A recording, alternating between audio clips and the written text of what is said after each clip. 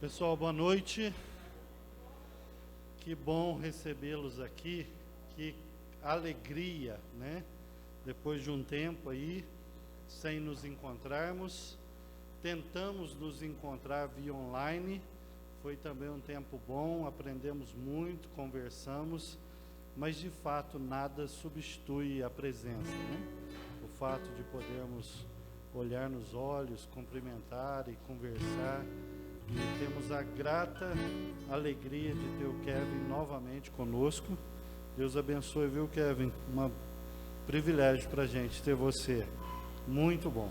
Então nós vamos aproveitar bem o nosso tempo aqui e vamos ter um momento de cânticos, de louvor. Depois o Dr. Augusto vai ter a palavra aqui também, para a gente aproveitar bem a nossa noite. Que Deus abençoe muito a sua vida. Muito obrigado pelo seu empenho. Algumas das pessoas não puderam estar aqui. Alguns dos nossos irmãos estão doentes, estão passando por momentos de dificuldade. Portanto, eu quero aproveitar também esse momento para a gente orar. Pedir para o Zé Luiz vir aqui orar, agradecendo, né, pelo privilégio de estarmos aqui, por esse momento, e que de fato seja um tempo abençoador para todos nós, para a missão que Deus colocou na nossa mão. Amém. Oramos. Senhor Jesus, muito obrigado, Pai, por mais uma vez estarmos aqui na Tua presença. Muito obrigado porque sabemos que se respiramos, se vivemos, é porque o Senhor permite. Temos gratidão em tudo que o Senhor tem feito por nós, por todos os nossos amigos, por todos os nossos colegas, por todos aqueles que desde o início têm caminhado conosco nesse projeto tão importante para as nossas vidas e principalmente para a nossa instituição. Muito obrigado porque o Senhor tem colocado homens e mulheres de visão, comprometido com a Tua palavra, acima de tudo, comprometidos com fazer a Tua vontade. Que o Senhor possa estar chegando e trazendo o conforto necessário àqueles que precisam, trazendo a cura, a saúde, a restauração a todos aqueles irmãos que necessitam nesse momento e que por algum motivo ou outro não puderam estar presentes.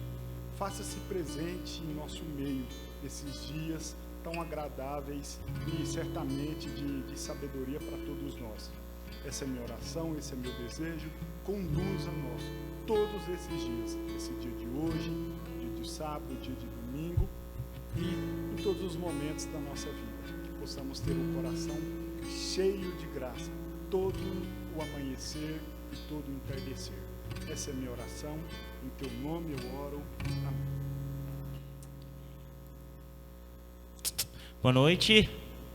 Boa noite, pessoal. Prazer para nós estarmos juntos aqui. Eu queria compartilhar um pouco com vocês de músicas que falam muito ao meu coração. Se você conhece, você canta. Se você não conhece, você aprende e canta com a gente. E a primeira música que eu quero cantar, ela não faz parte do repertório gospel comum. Ela, inclusive, foi composta por uma pessoa que nem se considera gospel. Mas é uma música que fala muito, pelo menos comigo, e eu sei que vai falar com você também. E se você conhecer, cante comigo.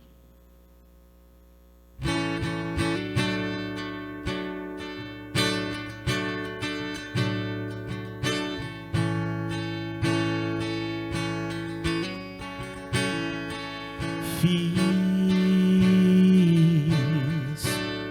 mais do que posso, vi mais do que aguento, e a areia dos meus olhos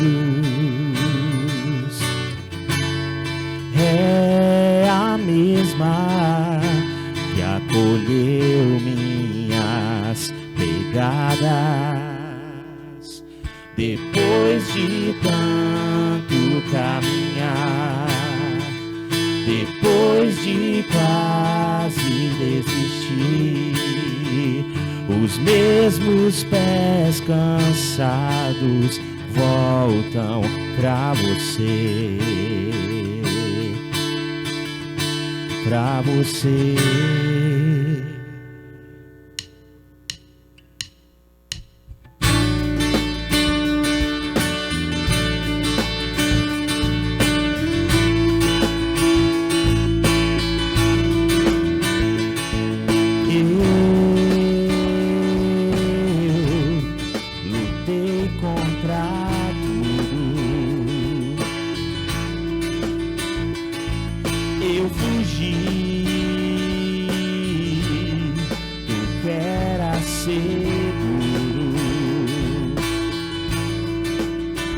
Descobri que é possível viver só, mas num mundo sem verdade. Depois de tanto caminhar, depois de quase desistir, os mesmos pés cansados voltam pra você, pra você. Sem medo de te pertencer, volto pra você.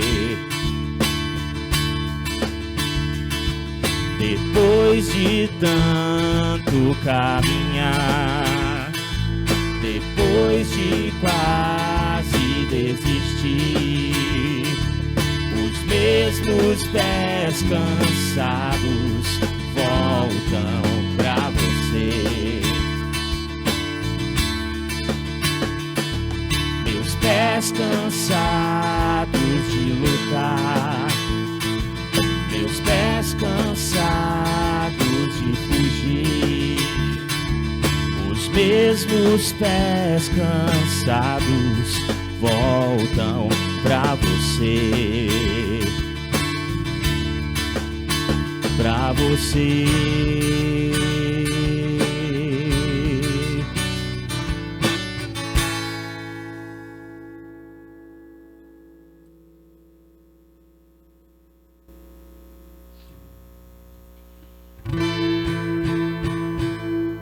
Quero compartilhar com vocês também uma canção que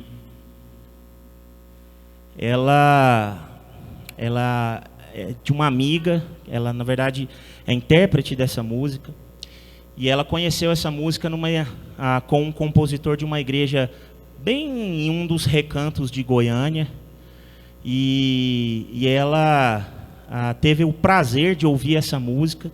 Tinha um estilo bem diferente, e ela gravou essa música depois. E ela fala sobre graça, essa música. Essa primeira canção, quem não sabia, essa música é da Sandy. É uma música que dá para glorificar de pé, né? Porque é uma música tão profunda, e que, se a sua cosmovisão está bem sólida no Senhor, os pés que a gente se cansa voltam para Jesus. Então, e nós vamos cantar sobre isso mais uma vez, sobre graça.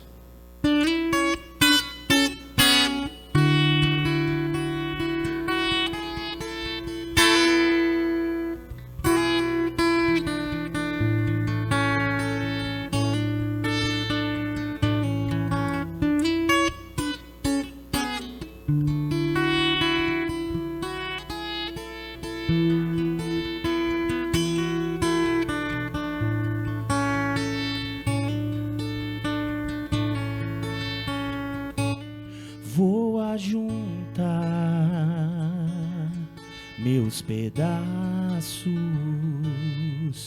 e me levantar do pó e cinza agora mesmo.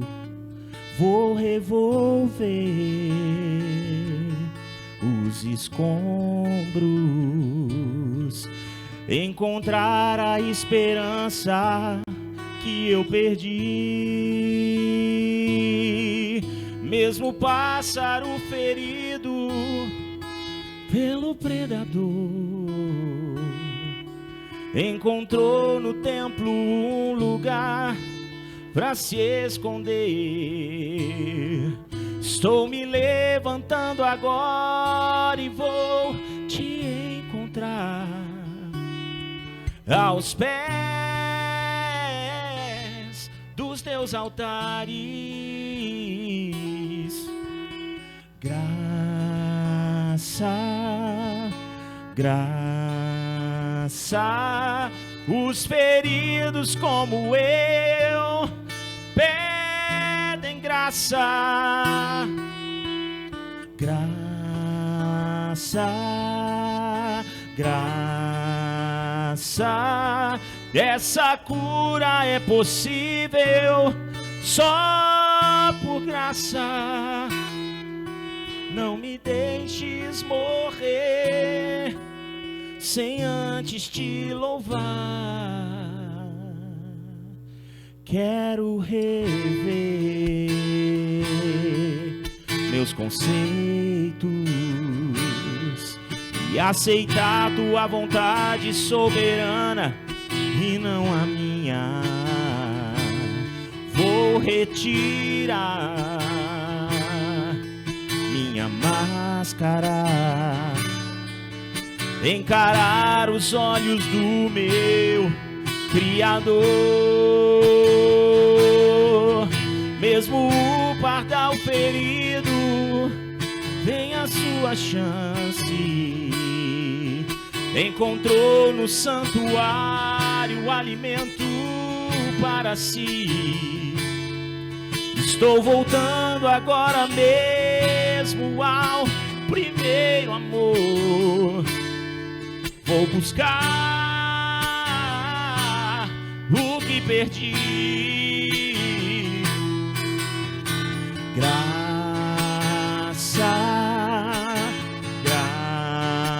graça, os feridos como eu pedem graça.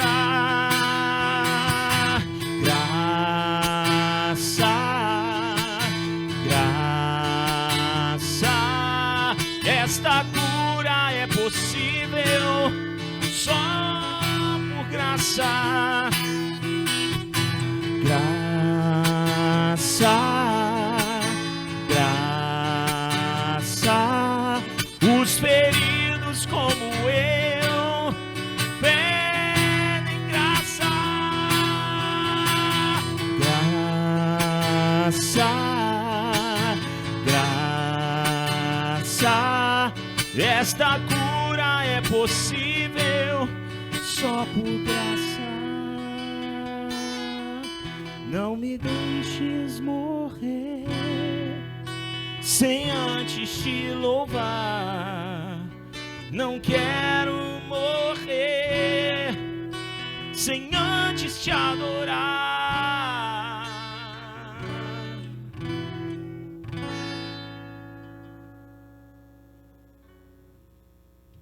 Amém. Que a graça do Senhor possa se manifestar em nós.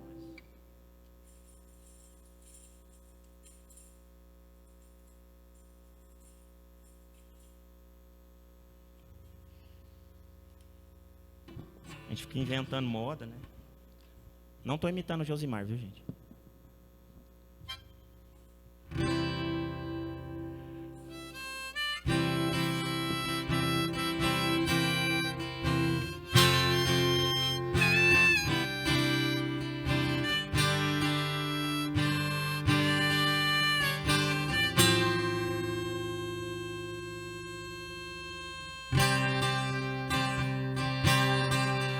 Jesus é melhor sim que ouro e bens.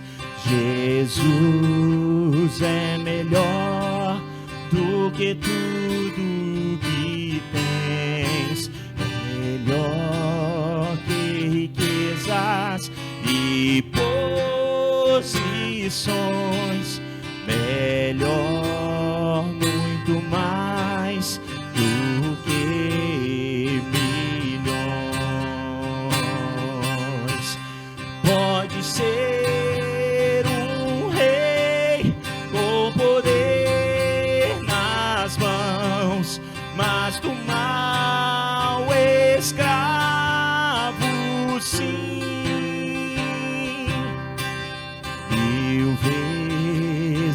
prefiro o meu Jesus e servi-lo até o fim.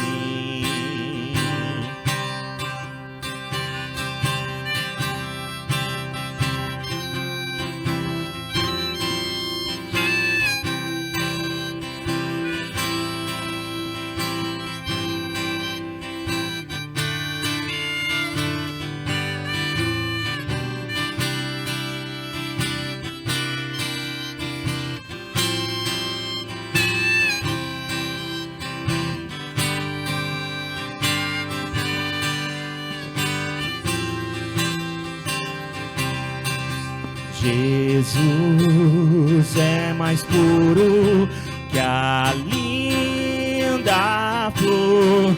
Jesus é o sol da justiça e do amor.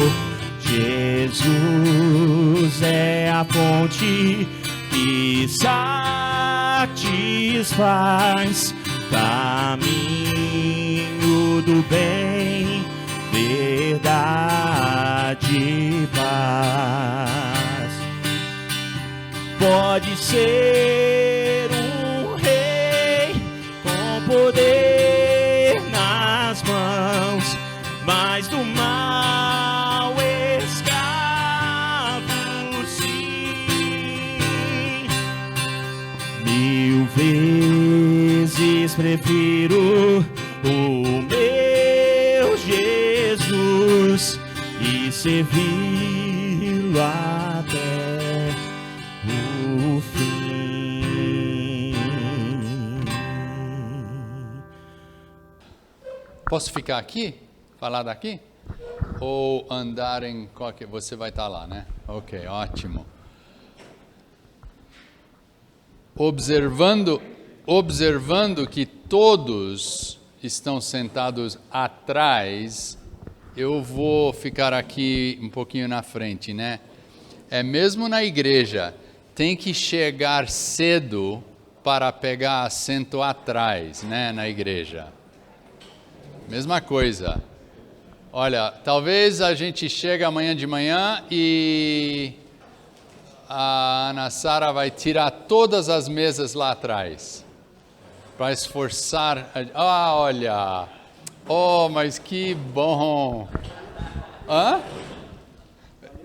Valeu o apelo.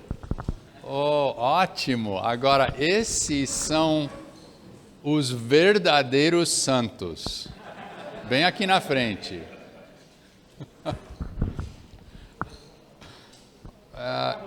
É um privilégio muito grande estar outra vez com vocês. Olha, o evento que tivemos, que foi virtual, era muito bom, mas não se compara, né? Estar na mesma sala, comendo juntos e tudo isso. Olha, eu posso pedir permissão para não usar minha máscara aqui na frente, tá bom? Ok. Eu sou vacinado tudo e total, então só para quiet any concerns.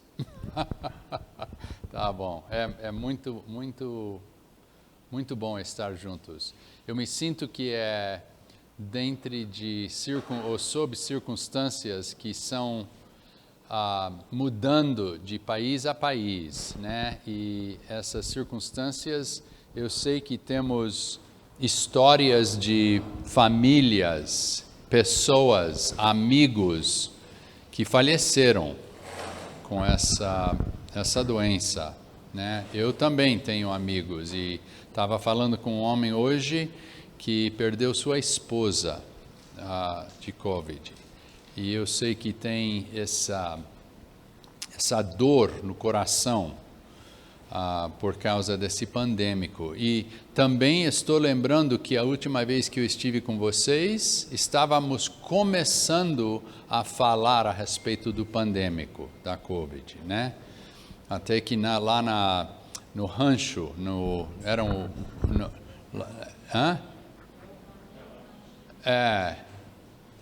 Aí, estávamos falando nisso. E dentro de 2 semanas do meu retorno a Los Angeles, tudo fechou. E o mundo inteiro fechou.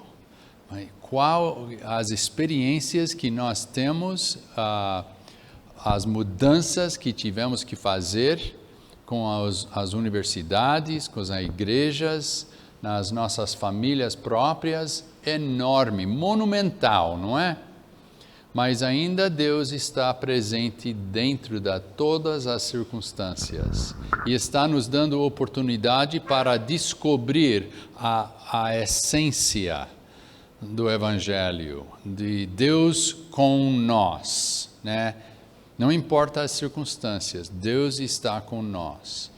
E então eu sei que tem muita gente com dor, com memória de perder pessoas nas famílias, mas nós temos a esperança que a graça de Deus vai nos ajudar a mudar os nossos métodos para manter compromisso na centralidade do seu Evangelho. Mesmo que o mundo muda, Deus não muda. Então, é realmente muito bom estar juntos outra vez. E espero que talvez podemos continuar a orar para outros irmãs e irmãos ao redor do mundo. Estive no país da Ruanda 2 semanas atrás. E eles também tiveram muitos casos de Covid. E tinham uma influência muito grande. Agora eles estão saindo e estão abrindo mais e mais. Cada país é diferente, mas vamos orando uns aos outros através do mundo, porque assim temos a esperança de Deus. Eu gostaria de começar hoje à noite. Nós estamos no 4º retiro já, focando no tema da integração da fé com a aprendizagem e as várias disciplinas. E hoje à noite eu vou tomar um tempo para nos centrar na palavra de Deus, também para lembrar os princípios que já discutimos nos últimos 2 anos de encontrar assim, 18 meses a 2 anos, e também lembrar o objetivo de tudo, porque estamos aqui. E eu espero que hoje à noite podemos dividir em grupos em um momento para discutir alguns desses princípios, mas eu tenho esses pontos para nós começar hoje à noite. Depois amanhã vamos retornar os nossos pensamentos mais para material novo, para encher o container, como é que se diz? Encher o container, né? João capítulo 1, versículo 1 a 4. João capítulo 1, versículo 1 a 4. Agora, eu não tenho em português, então eu vou pedir para alguém que tem em português para ler esses 4 versículos, tá bom? Do Evangelho de João. Quem tem? Quem achou já? Achou? Quem falou? Que pode ler para nós? João capítulo 1, 1 a 4. No princípio era aquele que é a palavra, e ele estava com Deus e era Deus. Ele estava com Deus no princípio. Por seu intermédio, tudo que existe foi criado. Não existe nada que tenha sido feito sem ele. Nele estava a vida, e esta vida era a luz de toda a humanidade. É uma palavra muito familiar. Esses versículos talvez você tenha de cor e você usa frequentemente. Eu gostaria de parar um pouquinho nessas palavras do Evangelho de João. Deus é a fonte de tudo. Se tem qualquer princípio importante para essa tarefa da integração da fé com a aprendizagem, esse é o princípio mais fundamental, que Deus é a fonte de tudo. Agora, isso cria dificuldade quando nós encontramos coisas como um pandêmico mundial. Como é que Deus é a fonte desse pandêmico? Cria dificuldades quando nós encontramos o problema de dor e sofrimento. Como é que Deus pode ser a fonte de dor e sofrimento? Cria dificuldade quando a gente encontra crime. Como é que Deus pode ser a fonte de crime? Agora, eu não vou falar a respeito do problema de sofrimento no mundo, porque isso tem muitas pessoas que já escreveram muitos livros mais altos, mais competentes de eu. Mas o princípio que não muda é: Deus é a fonte de tudo. Sem Deus não existiria nada. Através de Deus e fora de Deus, tudo que nós temos, tudo que observamos, tudo que sabemos, sai de Deus. Agora, o resto é uma história de uma jornada de Deus com a humanidade. Ele que é a fonte de tudo, e agora este caminho é um caminho que estamos navegando ou andando, descobrindo as várias nuances deste princípio que Deus é a fonte de tudo. Então encontremos de vez em quando uma árvore florida que é lindo, e é fácil ver Deus nisso. Ou atrás da minha casa, que eu estava falando com vocês no encontro virtual, eu tenho montanhas de 3.500 pés, com neve em cima. É fácil ver Deus nessas montanhas. É fácil ir à praia e ver Deus no oceano, né? Ou na floresta. É fácil ver Deus, mas encontrando o dor, o sofrimento, a sujeira, o crime do mundo, é mais difícil. Mas é esta jornada mesmo, com ambos o bom e o mal. Aquele que é fácil, aquele que é difícil. É nesta jornada que nós descobrimos a complexidade, a profundidade e a sobre sovereignty, isso, de Deus. Quando nós engajamos com as circunstâncias e começamos com o princípio que Deus é a fonte de tudo, tudo sai de Deus. Agora, o nosso caminho de discipulado e de transformação, mesmo educacional, é o descobrimento de Deus atrás de tudo. Está me entendendo? Agora, mesmo que seja Deus atrás das ciências duras, que é um tema muito interessante, muito atraente, muito divisora no mundo, especialmente na igreja. É muito atraente discutir isso, mas isso é só uma parte do princípio grande que Deus é a fonte de tudo. Outra parte destes versículos, a palavra né? Vocês sabem que essa palavra sai da palavra logos. Conhece essa palavra? Entende, né? Vamos ver se dá para escrever melhor. Aí. Então, essa palavra logos não é somente uma palavra que sai da boca ou que está escrito no papel.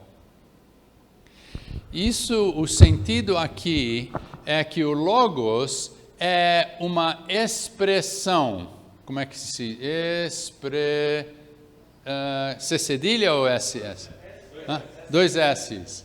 Expressão. Vou ver se posso usar vermelho, talvez seria melhor. Expressão.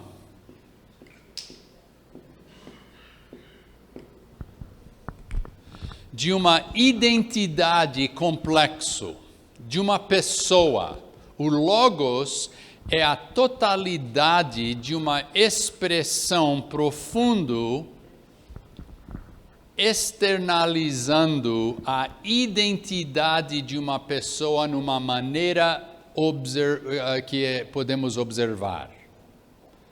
Então, logos é muito mais do que a palavra de Deus. Aqui a palavra de Deus está no meu iPhone, né?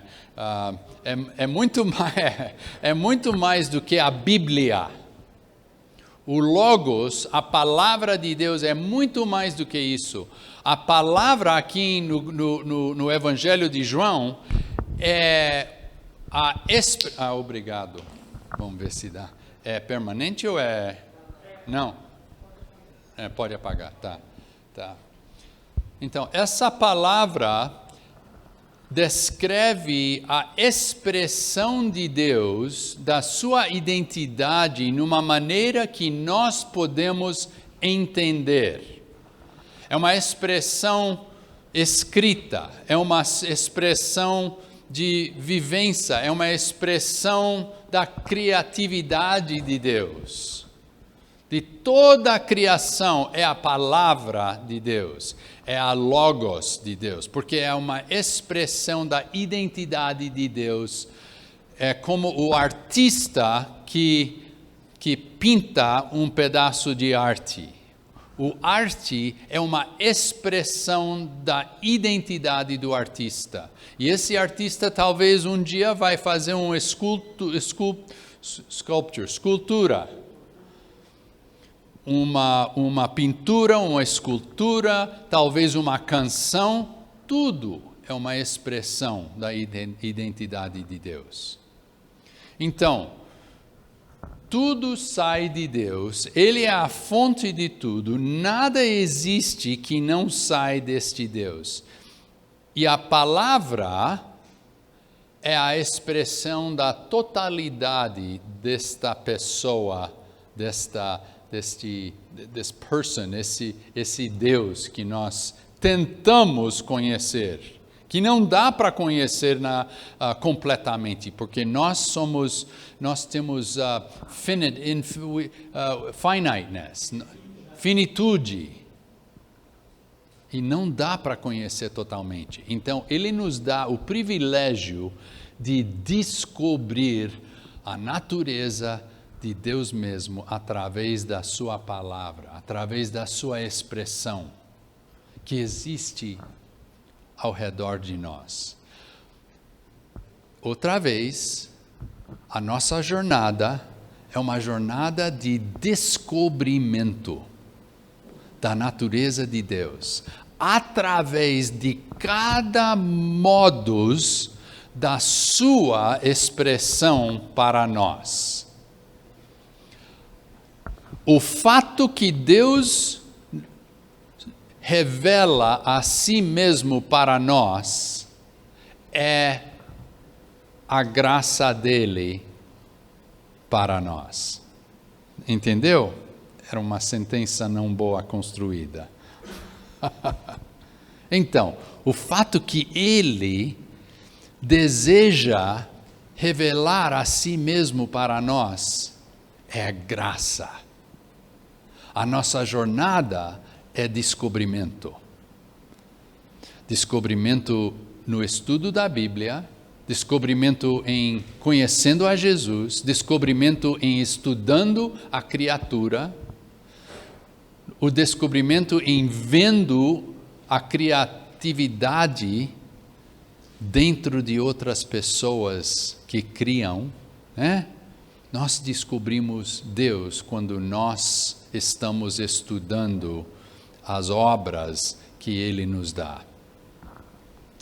Então, isso é uma base. Agora, uma característica aqui nesses versículos, a característica mais principal desta palavra de Deus, nesse sentido de logos, a característica mais importante é a característica de vida.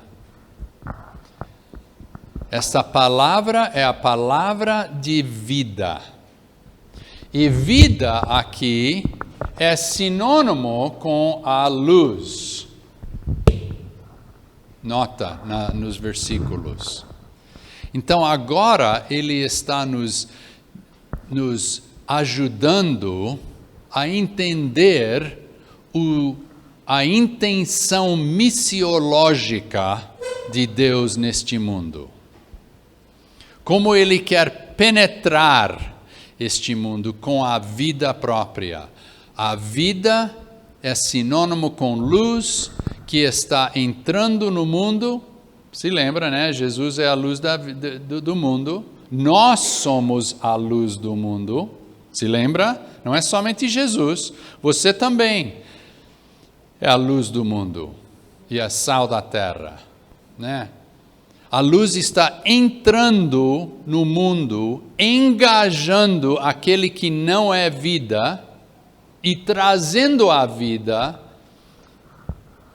e a escuridão, as trevas não, como é que se diz, não superam, Isso, prevalecem.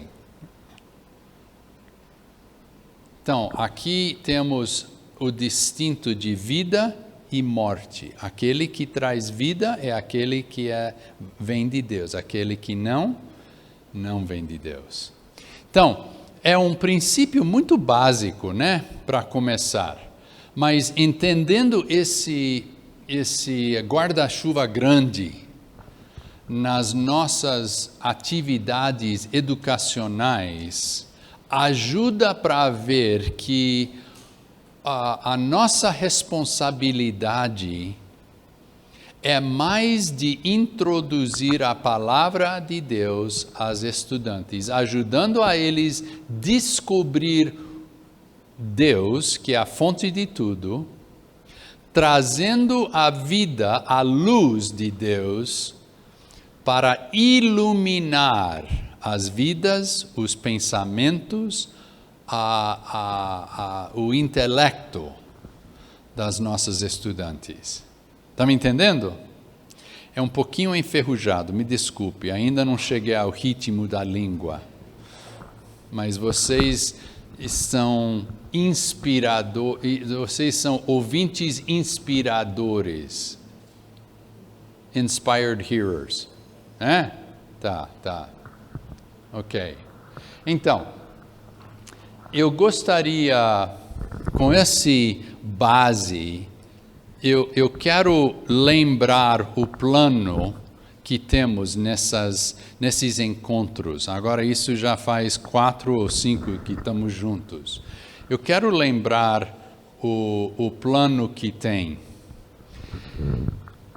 E o objetivo de tudo aqui é principalmente para ajudá-los na sua vocação de viver o chamado de Deus como um professor, guiando estudantes no processo, na jornada de transformação.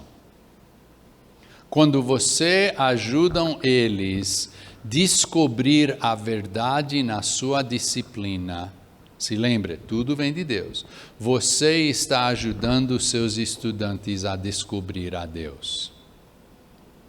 Você é parceiro com Deus na jornada da salvação com seus estudantes.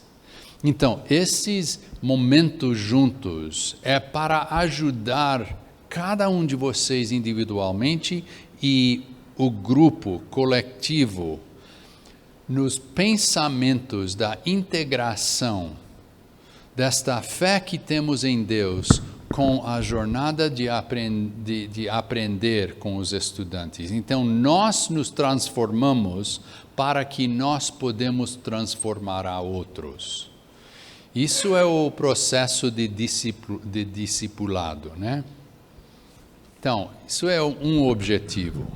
Outro objetivo muito importante é para ancorar essa universidade numa identidade cristã, numa identidade confessional, para que aqueles que observam, experimentam ou ouvem a reputação da União Evangélica, eles vão continuar a dizer, realmente é um lugar diferente. E a diferença não é somente porque tem professores mais simpáticos, né? Não é isso. A diferença é por causa da base do processo educacional transformadora que sai do princípio que Deus é a fonte de tudo. Então, ancorando a União Evangélica como uma universidade centrado na fé cristã, na integração da fé com as nossas disciplinas. Isso é um objetivo muito importante. Para que, terceiramente, a União Evangélica pode ser o ponto de referência na nação de educação superior cristã. Será que é possível? Eu acho que sim. Mas não vai ser possível se nós não entendemos esse princípio muito simples, que Deus é a fonte de tudo e através de cada disciplina, pessoas, mulheres e homens, estudantes, podem descobrir a verdade de Deus. Então, eu sei que tem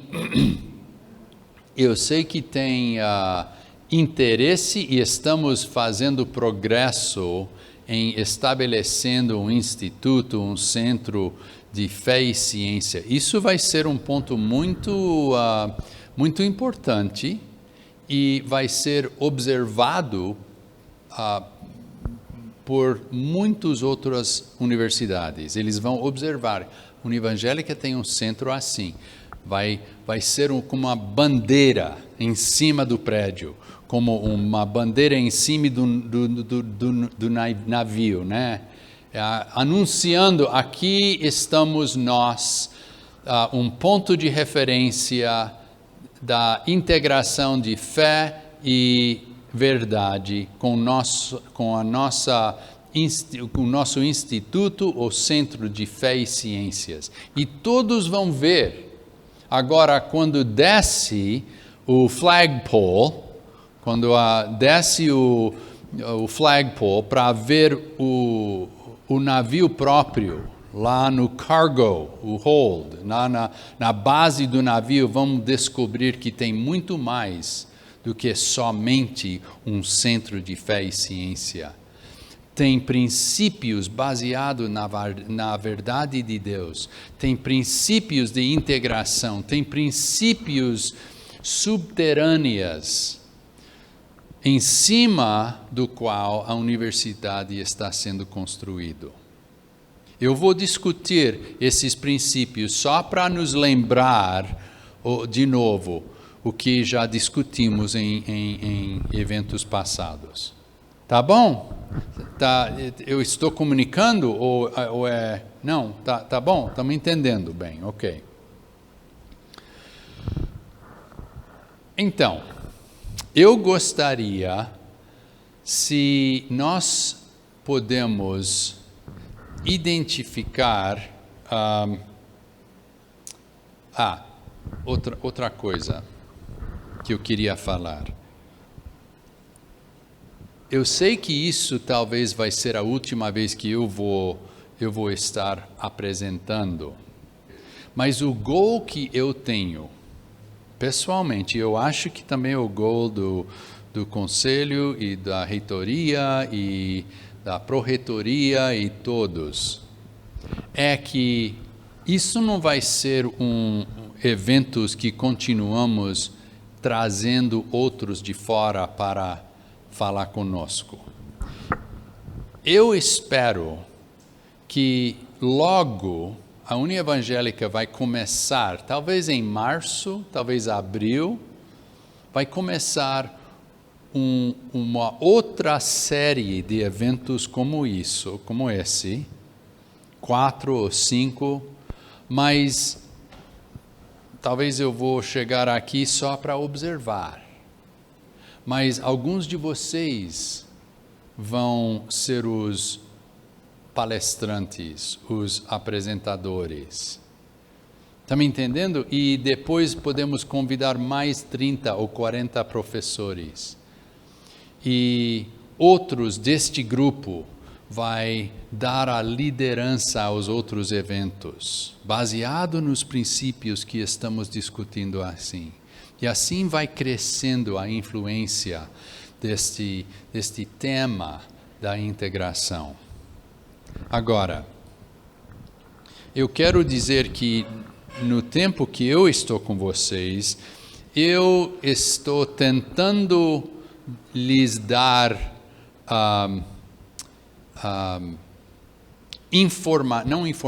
princípios e temas numa maneira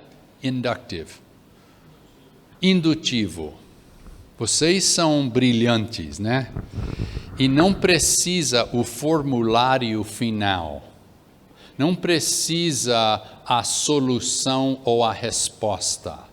Melhor que a gente pode discutir as questões e os professores aqui podem destilar os princípios importantes para o contexto brasileiro, o contexto da União Evangélica, para que vocês mesmos podem construir eventos e uma série e uma programação para os professores, continuando para gerações, ajudando eles a entender os distintos da União Evangélica baseado nestes princípios. Entendeu? Então é por isso que eu não quero lhes dar soluções, eu não quero dar respostas, eu não quero dar formulário.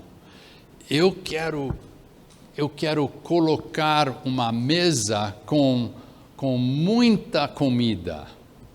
E este grupo de professores podem observar e destilar o que é o melhor para esta universidade no futuro. Ok? Então, eu espero que podemos logo começar a planejar uma nova série de eventos discutindo integração da fé e aprendizagem na União Evangélica para que os profissionais, os experts, qual é a palavra para expert? Os experts da nação saem da União Evangélica e vão ter universidades ao redor do Brasil e talvez do mundo que vai pedir, olha, você pode mandar 2 ou 3, ou pode mandar alguém para nos ajudar a descobrir esse princípio na nossa nação. eu acho que uma visão é uma oportunidade muito boa para vocês. Ok? É somente meu desejo, somente meu sonho para vocês. Espero que também seja seu sonho para vocês. Ok? Agora, deixe-me virar uma esquina assim agora e vamos lembrando alguns dos princípios. Mas antes disso, eu quero parar. Perguntas, comentários. O Eliel me disse que temos até 9h40. Meu relógio diga que agora é 4h40. Eu tenho 5 horas mais com você, né?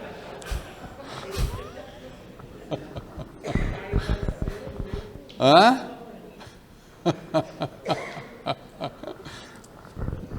Deixe-me ver. Então, temos mais 1 hora, mas eu gostaria de parar e ver se tem perguntas, comentário até agora. Sim. Qualquer?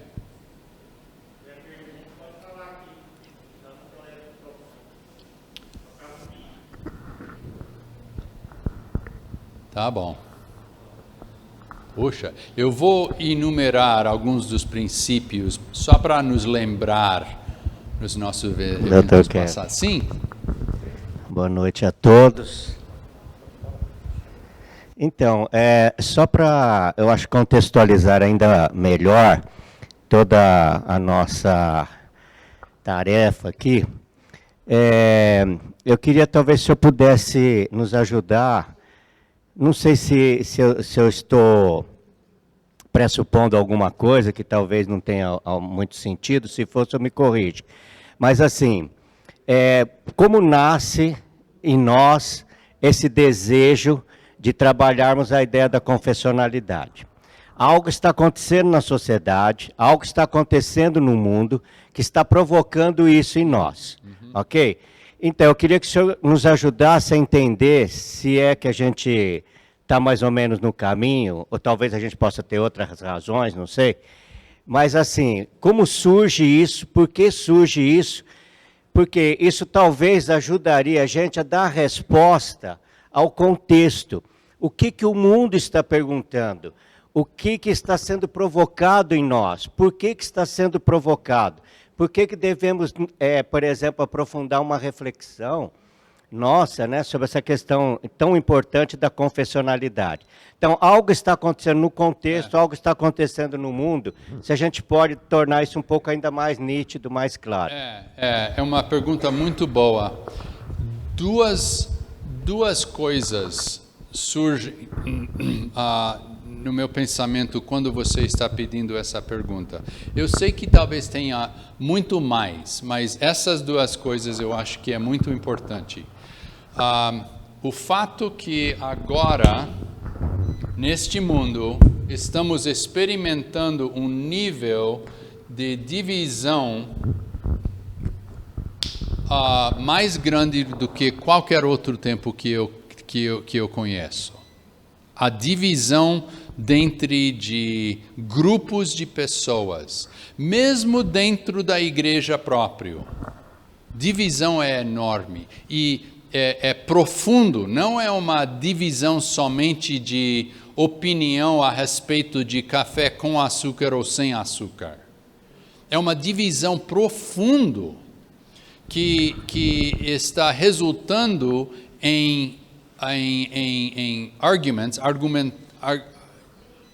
brigas dentro de igrejas, dentro de pastores e de membros de igrejas.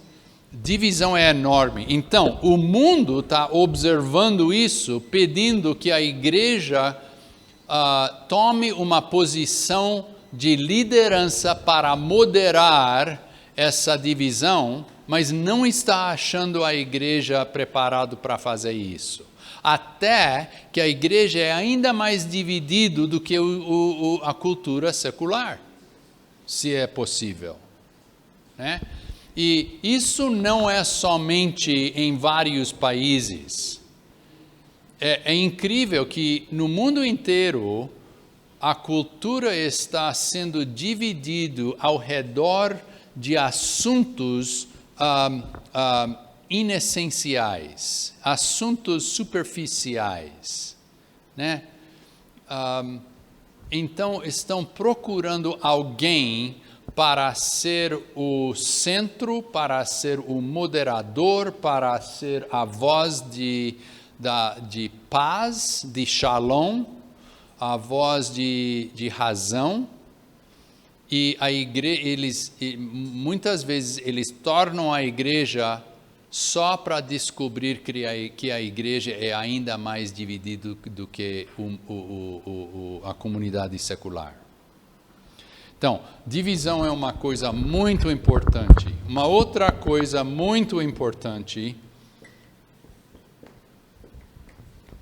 é the growth, o crescimento de pluralismo. Esse pluralismo está se manifestando em vários modos. É pluralismo político, pluralismo étnico, religiosa, econômico, ideológico. Isso, ideológico. Estamos encontrando um mundo que está influenciado por uma geração de jovens para quem pensamento não é sequencial, é mosaico, que vão pegar um assunto aqui e combinar com outro assunto aqui. Eles vão ser muito motivados socialmente e muito conservador politicamente. Eles vão ser muito ativistas, mas também ao mesmo tempo recessionists, solitários. É uma geração muito complexa que é paradóxico dentro de si mesmo. E isso está criando um pluralismo muito forte. Agora, dentro desta cultura, a igreja tem que tem que descobrir como é que nós podemos continuar a ser a luz e sal, como é que nós devemos ajustar a nossa missiologia para penetrar este tipo de mundo. E o desafio é ainda mais grande nas universidades confessionais. Porque nas universidades adiciona a pluralismo social, ideológica, política, econômica, étnica e agora, em cima de tudo, intelectual. Então, nós temos que caminhar engajando esse tipo de mundo. Eles estão pedindo outra vez para uma fé, uma dimensão espiritual que encaixa com esse tipo de mundo. Que não cria divisão, mas que também engaja pluralismo. Ao mesmo tempo fazendo uma diferença na vida, na alma, até nos pensamentos do povo. Isso ajuda? É uma boa pergunta que poderíamos falar para os dias 3 ou 4 dias, né?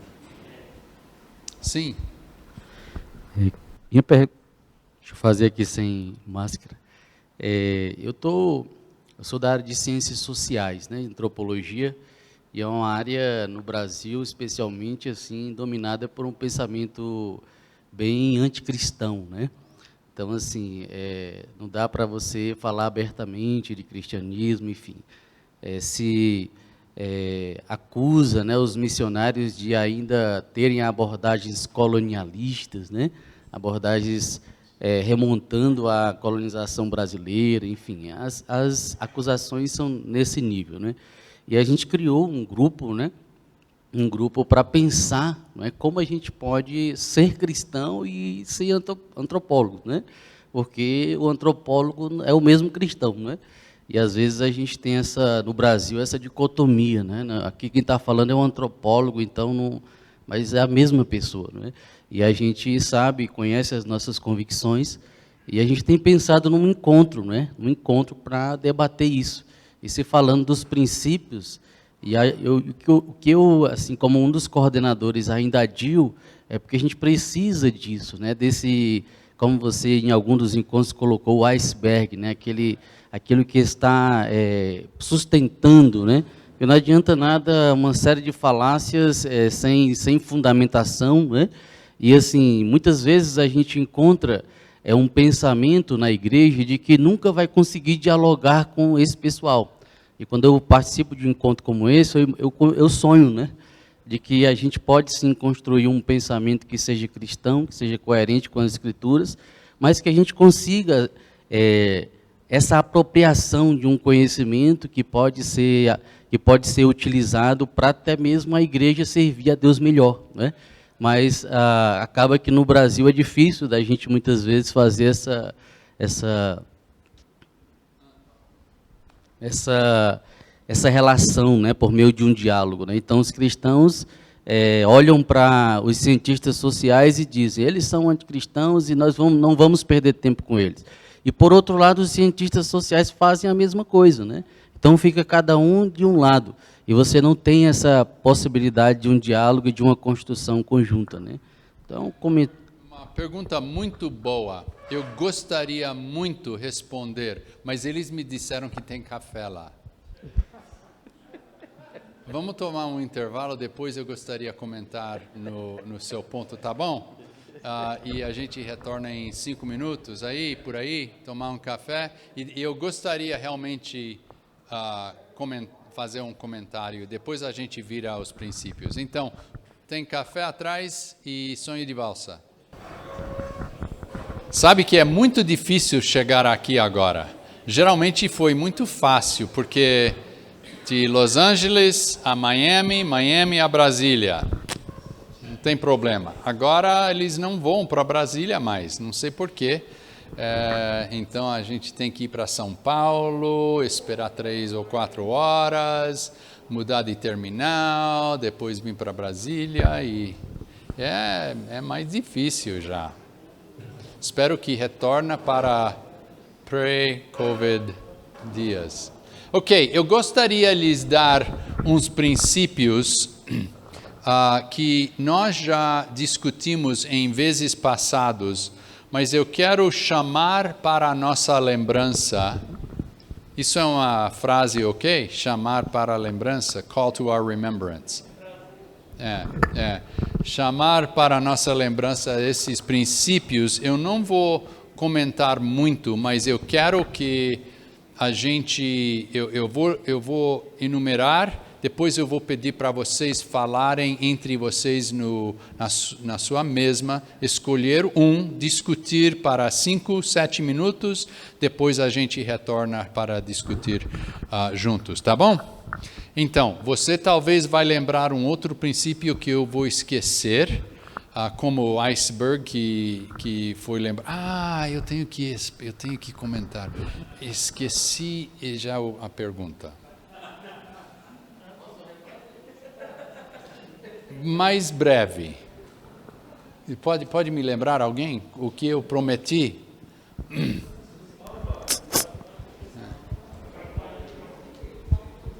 Muito, só umas 2 palavras eu vou me lembrar. Eu estava conversando sobre o cenário no Brasil de polarização que se cria que de um lado está a igreja, sempre associada à direita, conservadora, e do outro lado a esquerda, que é anticristã, que é contra os valores cristãos, e como criar um diálogo que a igreja possa ser relevante nesse... Porque na igreja você ainda encontra pessoas que meio que são a favor de um meio termo, né, e não tão extremos, né? Eu gostaria chamar outra vez para a frente da mente a palavra integração, porque a dificuldade com a igreja institucional, e nota que estou usando essa palavra intencionalmente, a igreja institucional tem uma tendência de criar doutrinas e respostas a perguntas que eles pensam que pessoas têm. Então, nas lições, na pregação, estamos dando formulários, doutrinas e respostas, mas não estamos ajudando os discípulos a aprender como pensar Christianly. Numa maneira cristã. Numa maneira teológica. Não tem que ser um teólogo para pensar teologicamente. Nós estamos dando respostas em vez de ajudar os nossos membros com as perguntas. Entendeu? Então, a igreja tem uma tendência de sair do caminho de ajudar discípulos a integrar a fé com a sua vida, em vez, as igrejas institucionais têm uma tendência de instruir com doutrina como deve viver se quer ser puro. Isso é um problema, porque quando o mundo muda, a resposta que foi correta 50 anos atrás não é mais correto. O evangelho é um evangelho dinâmico. Isso don't mishear me, don't misunderstand, não me Isso. Eu não estou dizendo que o evangelho próprio muda, mas o engajamento do evangelho, a aplicação do evangelho muda com o contexto. O evangelho é a palavra de Deus que é contextualizado. A contextualização começa com a intenção de Deus. Eu vou sair num lugar com essa resposta, com esse comentário. Começou com Deus. Se ele era um Deus que só dá respostas e só dá doutrina, ele nos daria a lei e acaba. Eu te dei a lei é immutable, não muda, e vocês têm que acomodar a lei. Mas a humanidade mudou. Então, ele mandou os profetas. E a humanidade mudou. Então, ele deu os juízes. E a humanidade mudou. Até que nestes dias finais, ele mandou seu filho. Né? Livro de Hebreus. Ele mandou seu filho. Jesus Cristo é a contextualização de Deus para um mundo que muda. Está me entendendo? A encarnação é realmente somente uma outra palavra de contextualização. Agora, Deus não mudou, Deus é Deus, Jesus não é diferente, o Evangelho é o mesmo, mas como ele comunicou, como ele engajou a humanidade é muito diferente. Agora, nós temos que tomar uma página do livro de Deus e aprender como ser contextualizadores do Evangelho num mundo que está mudando. Agora, não somente no mundo que está mudando, mas também com grupos de pessoas que não pensam como nós. Eu respondo com esse problema nessas duas maneiras. O pesquisador, o acadêmico, que está enfrentando divisão e acusações que crentes não são cientistas sociais, eles são só ignorantes, essa divisão. O intelectual, o pesquisador, vai tomar isso como uma oportunidade de estudar. Então, se você é um pesquisador, um antropólogo, e está me dizendo que eu sou pessoa de fé, então eu sou ignorante. Eu respondo, bom, eu sou humano, você é antropólogo, tem muitos mais como eu, por que não use como uma oportunidade de estudar antropologia, incluindo o fato que a maioria do mundo são pessoas de fé? Será que isso não ajuda a sua habilidade como um acadêmico antropólogo? Imagina um antropólogo que descarga,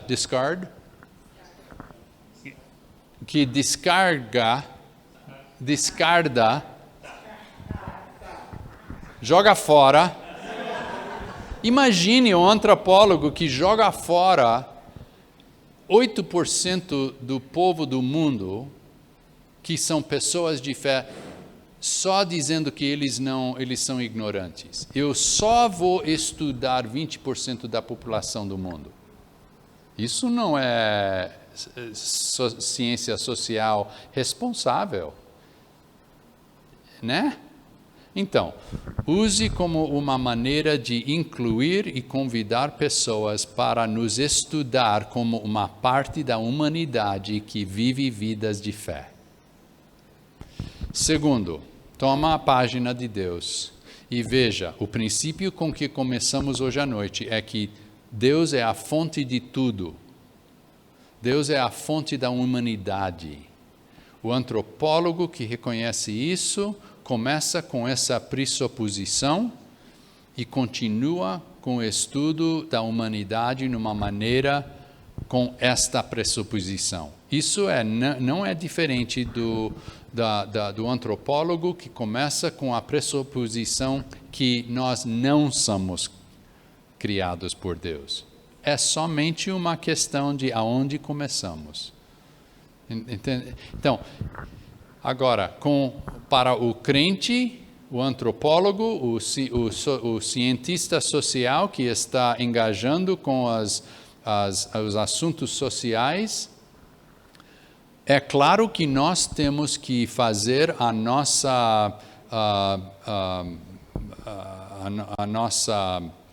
papel, a nossa responsabilidade, numa maneira que reflete a Jesus Cristo. Isso é um evento que tivemos, né, onde eu disse que a santidade de Deus transforma a natureza e realinha e cria prioridades para nós refletir a Jesus.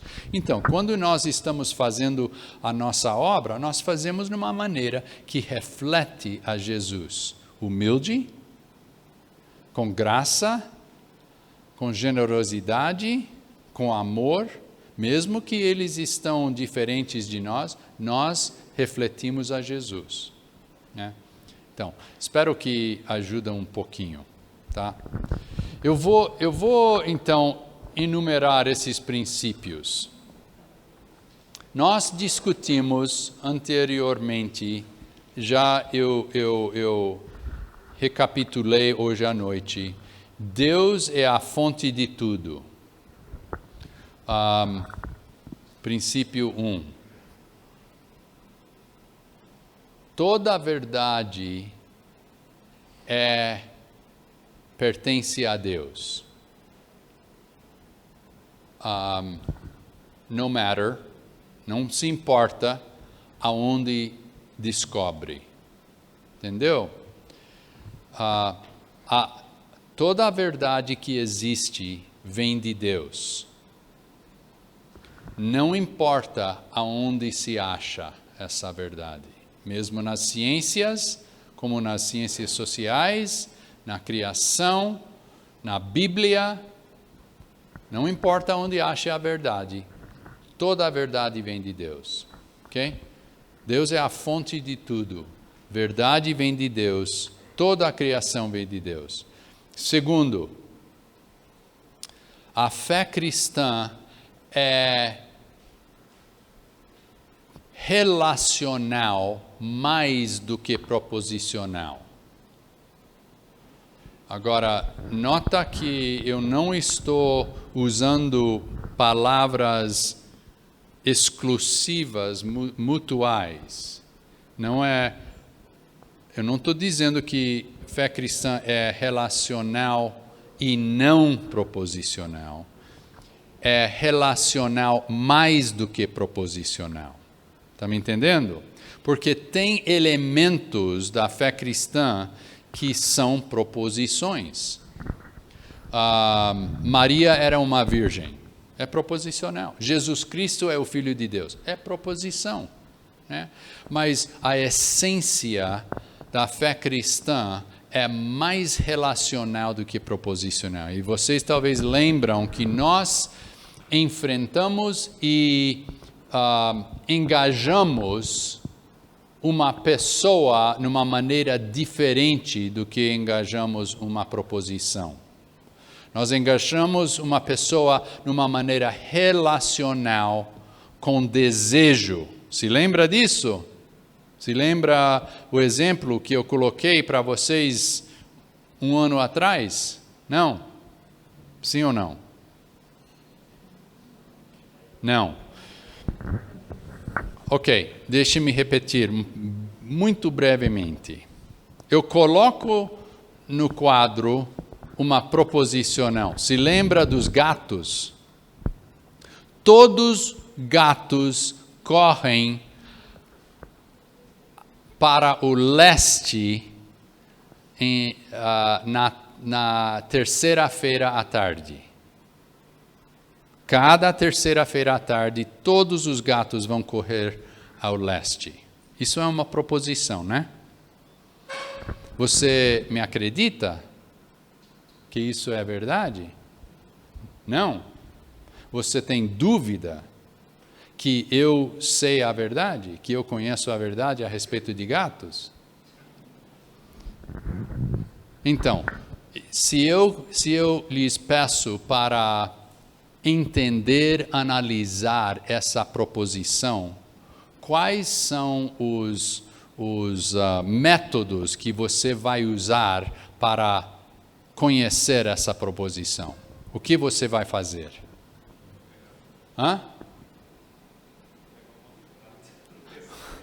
Observar os gatos terceira-feira à tarde, não? Você vai examinar, você vai analisar, você vai testar, é uma palavra? Por quê? Você não me acredita, você começa de um ponto de início que é duvidoso. Você começa com dúvida, depois você use suas habilidades analíticas para fazer pesquisa para ver se é correto ou não que todos os gatos vão correr ao leste terça-feira à tarde. Verdade? É muito analítico. Agora, se, por exemplo, eu chamo alguém, Lúcio, para frente, e eu coloco o Lúcio aqui nessa cadeira, e eu digo para vocês todos, eu quero que vocês conhecem ao Lúcio. Como é que vocês vão conhecer ele? Que vão fazer? Hã? Perguntas. A implicação, quando você pergunta uma pergunta, a implicação é que você não sabe tudo. Você não conhece tudo. Bem pertinho de não saber tudo é a disposição de humildade. Tá entendendo? Você aproxima com um espírito de humildade, porque você não conhece ele. Você começa a perguntar, o que mais vai fazer? Hã? Observar. Ok? Que mais? O que é relacionar? Como é que você vai relacionar?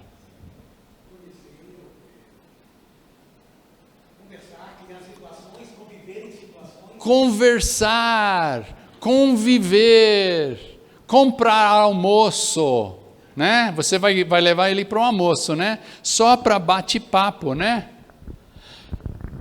Você começa conhecendo a Lúcio muito diferente do que começou a conhecer a proposição. Com a proposição você começou com dúvida, com Lúcio você começa com desejo. Você quer conhecer essa pessoa. Você tem o desejo. Você aproxima ele em humildade, não com dúvida e examinação. Você abre você mesmo para conhecê-lo. Você conversa numa maneira muito relacional, em vez de analisar. Está me entendendo? Nós conhecemos pessoas numa maneira muito diferente do que conhecemos ou aproximamos uma proposição. Então, quando eu digo que a fé cristã é mais relacional do que proposicional, é porque Jesus mesmo disse em João 14:6, eu sou o quê? O caminho e o quê? A verdade. Aí, Jesus, Deus é a verdade. Deus não é uma proposição. Deus é uma pessoa.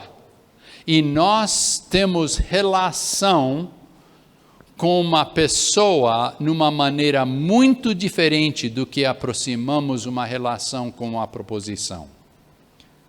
Estão me entendendo? Agora, se eu stretch, se eu estico essa ideia, se eu alongo essa ideia, numa vida contínua de conhecimento de Deus através de Jesus, eu vou notar uma transformação na sua disposição. Se sua fé é somente uma lista de doutrinas e proposições, você vai ser uma pessoa muito duvidoso, analítico, frio, afastado, judgmental, julgador. É isso que vai caracterizar sua vida. Se sua fé é numa pessoa que é a verdade, sua vida vai começar a tornar a ser humilde, cheio de desejo, relacional. Está me entendendo? Então, a fé cristã, esse princípio, a fé cristã é mais relacional do que proposicional. Nós aproximamos a Deus através de Jesus. Não somente acreditamos a doutrina correta. Terceiro, transformação. Transformação é mais do que educação. É mais do que habilidade da mão. É transformação da vida.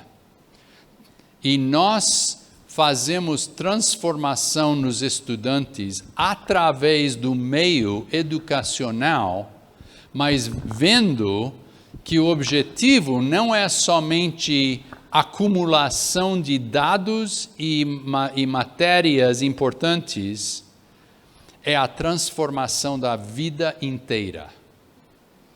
Mesmo que seja através do processo acadêmico, nós estamos tentando afetar a vida inteira do estudante. Transformação é importante neste processo da integração da fé com a aprendizagem. 4. Integração da fé é holístico. Holístico. Não é compartimentalizado. Se lembra, nós discutimos um dia inteiro a respeito de holístico vis-à-vis compartimentalização. Nós somos pessoas criados holísticos. O que eu aprendo intelectualmente vai afetar minha relação com a minha esposa, com você, social, psicológico e físico. Meu corpo vai responder numa maneira diferente quando eu estou aprendendo, vai ser afetado por os beliefs, e as fundamentais da minha vida. É por isso que tem muita pesquisa agora no papel, no papel de espiritualidade na área de enfermagem, na área de medicina. Tudo isso. Minha filha, ela é a diretora de... Como se chama wellness? Wellness é uma coisa grande na medicina agora, né? Wellness. Bem-estar. É a diretora de wellness, de bem-estar, no departamento de cirurgia na Loma Linda University. Tem 110 cirurgiões. E ela é diretora de wellness, introduzindo a importância da condição espiritual do paciente. E mais do que isso, a condição espiritual dos cirurgiões, dos médicos. Porque nós somos holísticos, pessoas holísticas. 5, o princípio de integração. Se lembra disso? Talvez amanhã a gente vai retornar a isso, porque é tão importante. É mais do que interface, mais do que interação, é integração. É central, né? O juntamento completo das partes. 6, engajamento. Engajamento é necessário. Se nós só estamos discutindo a integração da nossa fé com a nossa disciplina, já não completou nada. É só quando essa integração torna a ser a expressão das nossas vidas, a expressão da vida do estudante, é só quando sai de nós e engaja outros na sociedade que já é completo. Integração sem expressão é incompleto. É por isso que, quando nós estamos integrando a nossa fé com a disciplina, por exemplo, em sociologia, o trabalho social, mas não estamos engajando a comunidade onde tem problemas sociais, isso não é nada, né? É só acadêmico. É quando nós expressamos essa disciplina integrado que é completo. Imagina se Deus tinha uma conversa com si mesmo. E Deus disse para o Espírito Santo, olha essas pessoas, a humanidade está caindo, está criando uma bagunça lá, estão centrando em si mesmo. Tem um problema, eles devem resolver isso. Talvez eu vou mandar a lei, né? Mas ele fica afastado, como deístico. Você conhece a palavra deísmo? Isso é deísmo. Ele ficou afastado, ele notou o problema, mas não engajou para fazer nada.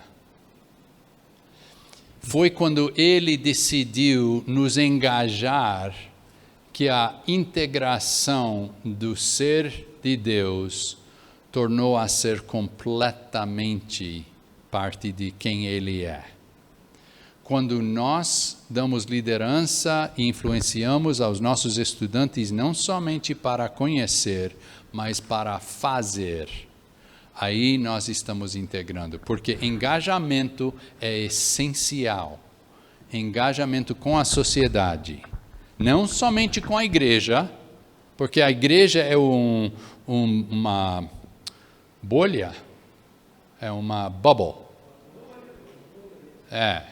Separado. É quando nós engajamos com a sociedade, criamos soluções, engajamento com os problemas sociais.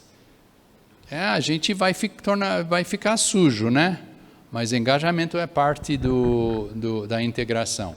E o último o princípio é teoria e praxis. Teoria e praxis. Teoria você sabe o que é, né? Praxis é diferente de prática. Prática é fazendo uma coisa repetitivamente. Isso. Prática é fazendo vez depois vez para tornar a ser muito efetivo, muito preciso. Praxis é uma coisa diferente. Praxis é a prática que está trazendo a teoria para influenciá-lo numa maneira que é mais do que simplesmente prática de uma habilidade. Você me leciona, você me instrui em como eu preciso escrever, né? Eu vou praticar, eu vou repetir para que eu possa fazer letra bem visível. Agora, praxis é tornando a teoria, integrando dentro da prática para que as minhas escrituras tornam a ser mais do que letras, agora tornam a ser palavras, conceitos, ideias, poesias. É prática, é mais do que prática, é praxis. Está me entendendo? Então, a integração da fé com a aprendizagem é mais do que prática, é teoria e praxis. Ok? Agora,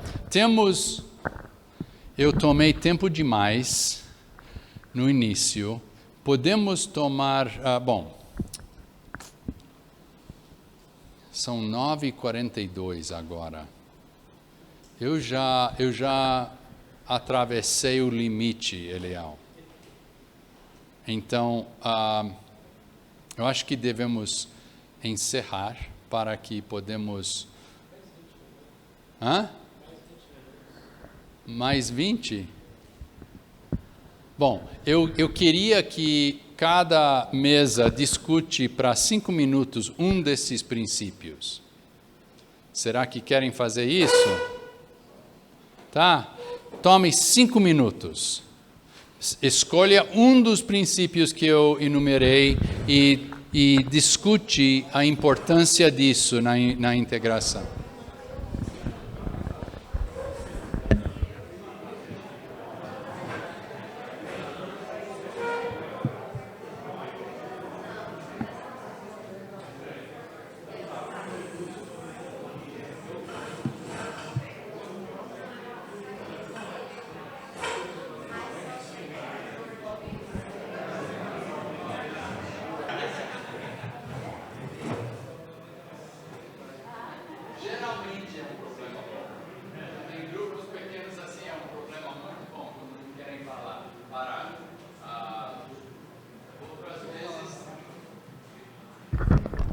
Então, nós temos 6 minutos.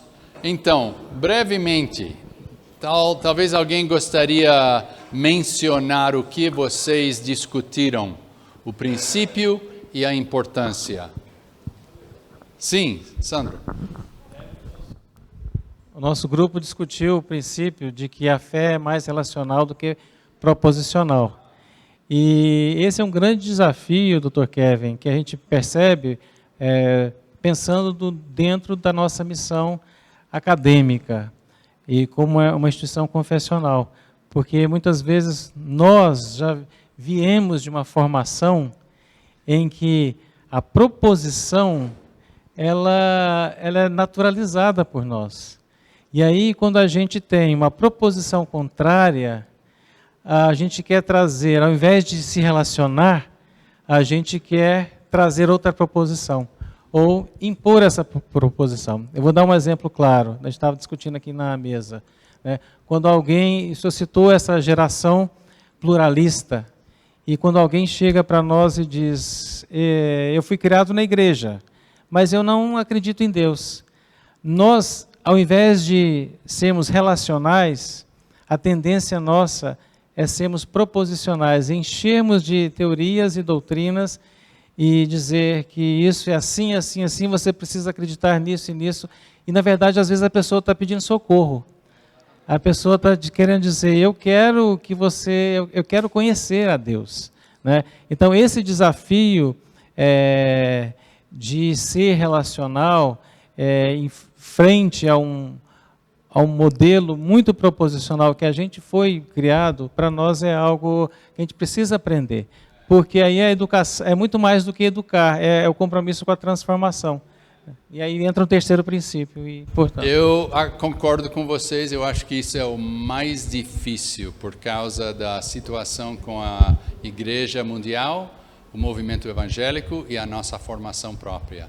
Mas uma pergunta só, não precisa responder, mas seria bom se você pode... essa é a pergunta para vocês, e não precisa responder publicamente. Tem alguém aqui que fez a decisão para seguir a Jesus Cristo porque alguém argumentou, convenceu você teologicamente que era razoável?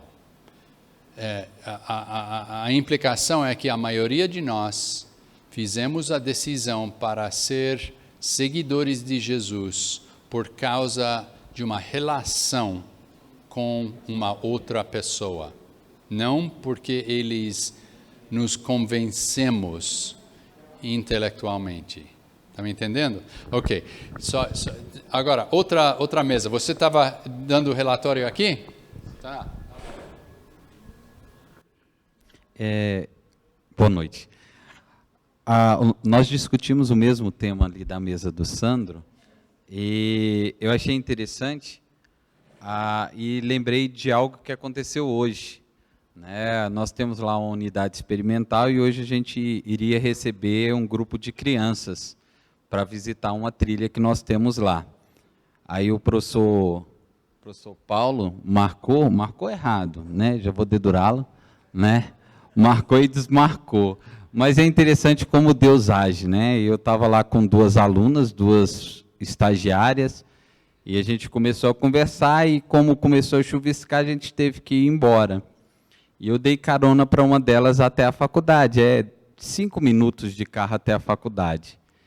E aí a gente começou a conversar, e do nada ela falou que estava querendo, tinha feito uma promessa para Deus que esse ano ela não iria beber. Eu falei, mas por que você não vai beber? Não, porque eu fiz uma promessa para Deus. Eu falei, tá. Mas como assim, promessa para Deus?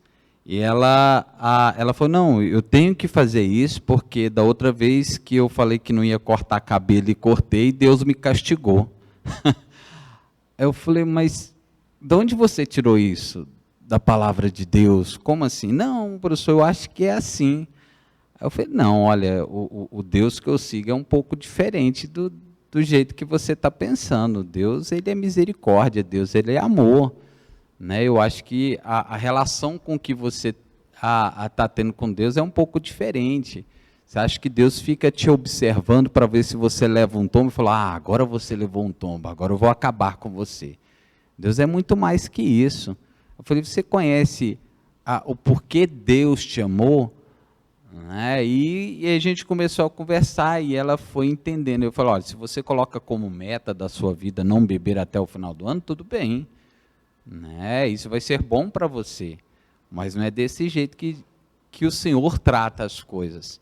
E ela ficou pensativa, e aí, nessa discussão, eu acho que essa é a forma de nós, como professores, né, entendermos nossa relação com o aluno, né, e apresentá-los, porque aí sim eu estou servindo ali como um missionário, né, como um evangelista, né, e mostrando como Deus se relaciona com eles também, porque eles têm uma ideia muito errada do que realmente é o Senhor. Eu tenho observado isso muito nos últimos anos, como eu tenho a oportunidade de dar aula desde a pré-escola até a pós-graduação, eu vejo que eles não conhecem de fato um Deus de amor, de misericórdia. Não, infelizmente, eles têm conhecido um Deus que só os julga, que só aquele que só quer, parece que só quer o mal deles. Né? Então, falta isso muito nesses jovens, essa falta de conhecer a Jesus. E eu acho que é aí que nós temos que entrar como professor. E eu achei o máximo, porque foi uma oportunidade gerada por alguma coisa que iria acontecer e não aconteceu. Isso já aconteceu algumas vezes comigo ali, em conversa que eu tive com alguns alunos. E é bom que você está ali no meio da mata, está conversando e tudo, e acaba gerando essa conversa, né?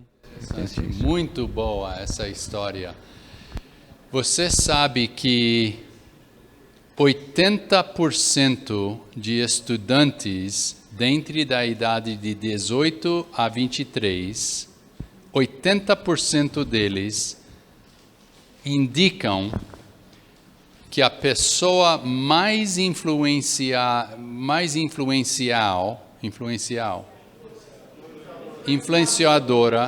nas suas vidas durante a universidade é o professor. Não é me desculpa, não é o presidente, não é o reitor, não é a administração, são os professores. 80% deles indicam que vocês são o mais influenciador nas suas vidas. Então, vamos elongar essa ideia. Eu vou fazer uma declaração muito herética. Você é Deus para seus estudantes.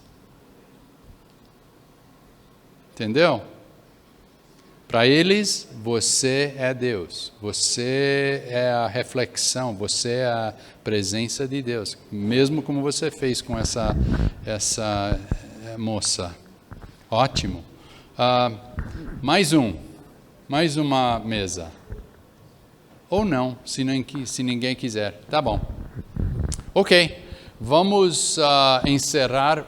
Tem qualquer instrução? Eu sei que vamos começar às 9 da manhã. Café, eu acho que começa às 8. É verdade? Mais instrução? Só isso? Dorme bem. Deus lhe abençoe.